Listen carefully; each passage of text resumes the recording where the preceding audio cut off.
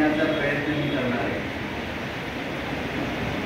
मित्रांनो, तुम्ही अशाही शंकेनं ग्रस्त असाल की या माणसाचं ऐकायचं तरी गडिंगलमध्ये किती वेळा.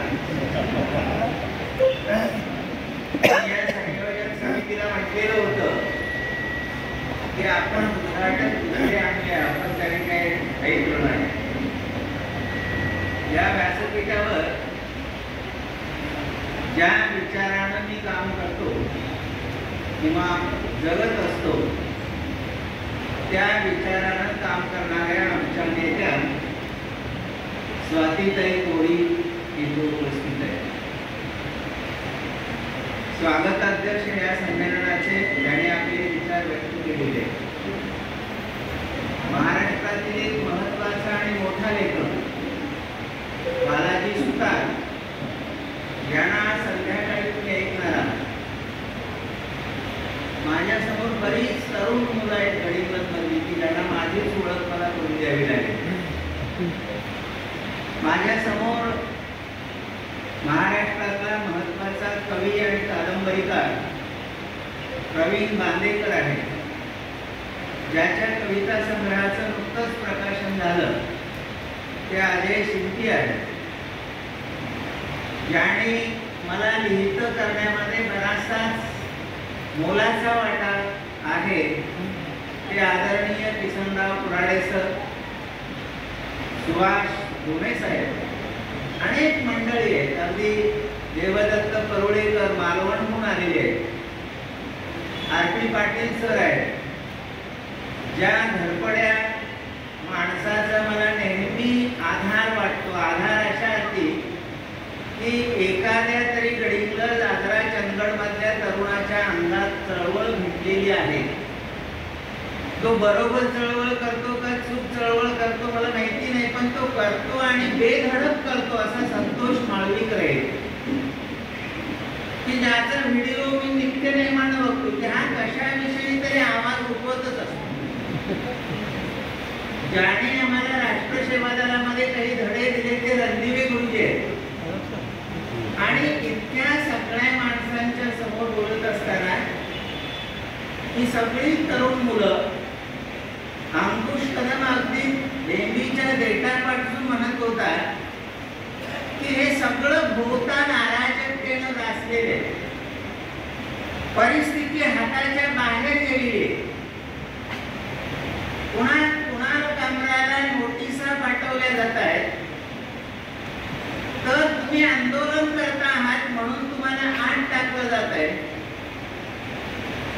अतिशय आपण अशा एका टोकावर उभे आहोत, कडे लोटाच्या पायरीवर उभे आहोत की पुढे काय होणार.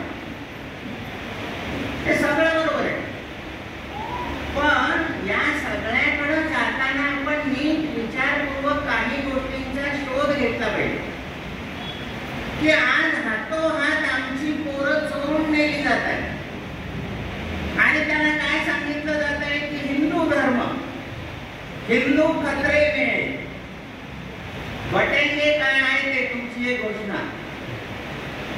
आता बटेंगे तो कटेंगे, हिंदू अमुक धमुक आणि या सगळ्या बहुजनांच्या पोरांच्या डोक्यामध्ये हे जे विष पेरलं जात आहे त्याने हे कोणीतरी समजून सांगणं गरजेचं आहे की बाबा ब्राह्मण धर्म म्हणजे हिंदू धर्म नव्हे. बहुजनांचा संपूर्ण धर्म हा काय पुसतो. बहुजनांच्या घरातले देव्हारे बघा, शेतकऱ्याच्या घरातल्या देव्हाऱ्यावर फक्त पूर्वजांचे टाक असतात. आम्ही टाक पुजणारे लोक आहोत, आमच्या पूर्वजांना पुजणारे लोक. आमच्या गावात राम असतो, आमच्या गावात हनुमान असतो, आमच्या गावात दत्त असतो, पण आमच्या देवाऱ्यात आमचे पूर्वज असतात. हे कधीतरी कोणीतरी नीटपणे सांगितलं पाहिजे. ब्राह्मण धर्म म्हणजे हिंदू धर्म नव्हे. आमचा कधीही आमची मुंज कोणी करत नाही, 16 संस्कार आमच्यावर होत नाही. आम्ही जन्मलो की 5वीला आमच्या उशाला खुरपं आणि 5 दगडावर पुजलेल्या आमच्या देव्या. आमचा संस्कार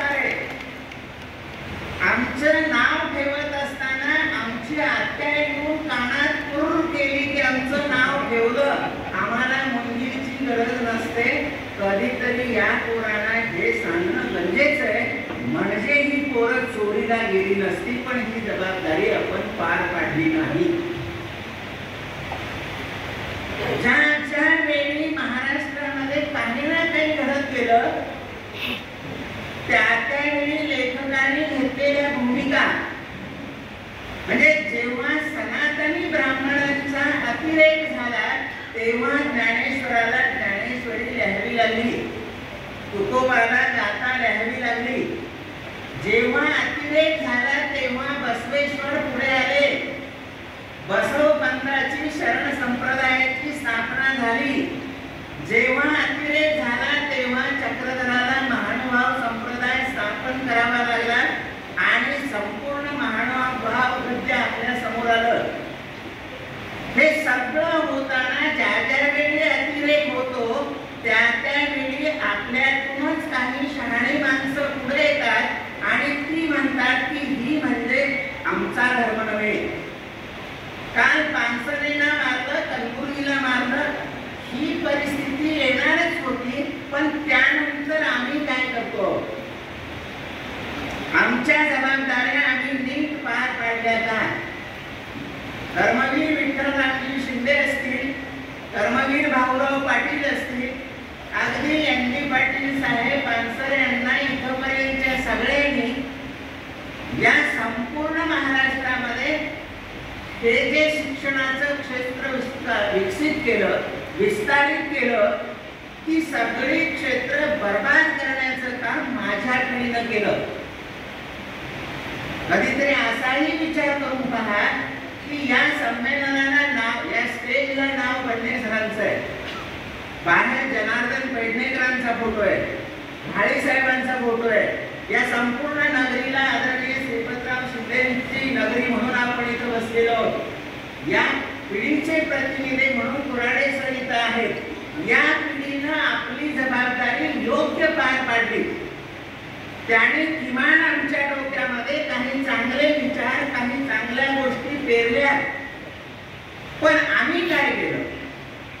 म्हणजे 1958 ला जन्मलेले, 60 जन्मलेले आणि आज म्हातारपणाकडे आलेले माझ्यासारखे नतद्रष्ट लोक, हे नवशिक्षित पिढीनं आमचा घात केला. माझ्यासारखे आम्ही जे नवशिक्षित झालो ते माझी बायको, माझी पोरं, माझा पगार, माझा बंगला याच्या व्यतिरिक्त मला पिढीला काही देणं लागतं, मी या पिढीसाठी काही केलं पाहिजे, हे माझ्या पिढीनं काहीही केलं नाही. आणि आम्ही धर्मवीर भाऊरावांचा पराभव केला, आम्ही महात्मा ज्योतिबा फुलेंचा पराभव केला, आम्ही विठ्ठलरामजी शिंदेचा पराभव केला. माझ्या पिढीनं कधीतरी अंतर्मुख होऊन पहा की 1960 जन्मलेले आणि जे महाराष्ट्रभर नोकरीला लागले, कोणी प्राध्यापक झालं, कोणी डॉक्टर झालं, कोणी अनेक इंजिनियर झालं, सगळ्यात अधिक भ्रष्ट पिढी ही माझी आहे. याने धरण बांधताना सुद्धा असे पैसे खाल्ले, प्राध्यापकी करत असताना सुद्धा इतका कामचुकारपणा केलाय माझ्या पिढीनं की माझ्या पिढीनं या मुलांसाठी काहीही न करण्याचं फलित काय, तर इथं गाजर गवतासारख्या इंग्रजी शाळा उभारायल्या आणि हेच लोक समर्थन करायला लागले की माझी पोरं इंग्रजी शिकली म्हणून तुम्हाला काय वाईट वाटलं? अरे पण त्या पोरांचं संपूर्ण व्यक्तिमत्व दुभंगलं जाणार आहे. मातृभाषेत शिक्षण घेताना मुलाचा जो विकास होतो तो इतर कोणत्याही माध्यमात होत नाही, हे सांगायची जबाबदारी माझी होती. ही जबाबदारी मी नीट पार पाडली नाही. फुल्यांनी, सावित्रीबाईंनी यासाठी लढा दिला. नागनाथांना नायकवडेपासून अगदी सगळ्या क्रांतिकारकाने आपल्या आयुष्याची आहुती देऊन हे स्वातंत्र्य मिळवलं. हे कुणाला तरी जे स्वातंत्र्य लढ्यात कधी नव्हतेच त्यांच्या हातात सोपवण्यासाठी दिलं होतं का? हे नाही सांगू शकलो आम्ही पिढी घडवू शकलो नाही. आणि ही पिढी न घडवण्याचं पाप आमच्या सारख्याने केलं.